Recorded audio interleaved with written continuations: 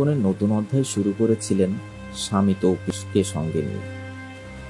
ঢাকা বিশ্ববিদ্যালয়ের মাইক্রোবায়োলজি বিভাগ থেকে পড়াশোনা শেষ করে একটি বেসরকারি বিশ্ববিদ্যালয়ে শিক্ষকতা শুরু করেন তিনি। একই সঙ্গে গড়ে তুলেছিলেন নতুন সংসার। 1 বছর আগে বিয়ে হয় তৌকির ও নিঝুমের। গত ডিসেম্বরে আনুষ্ঠানিকভাবে স্ত্রীকে ঘরে তুলে নতুন জীবনের পথ চলা শুরু করেছিলেন তৌকির।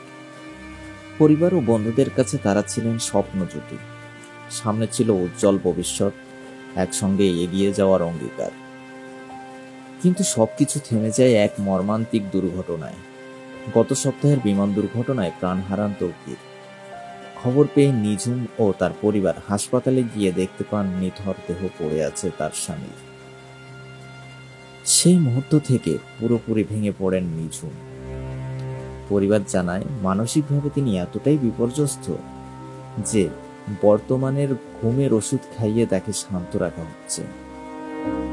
তৌকির শুধু নিঝুমের স্বামীই ছিলেন না, ছিলেন তার জীবনের সবচেয়ে বড় নির্ভরতার জায়গা।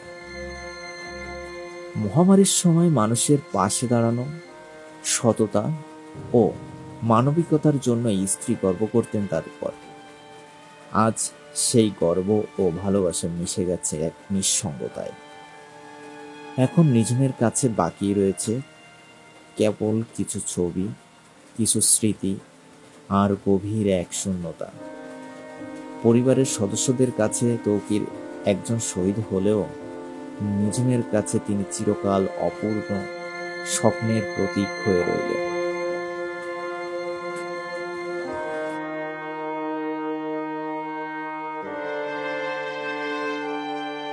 চলো না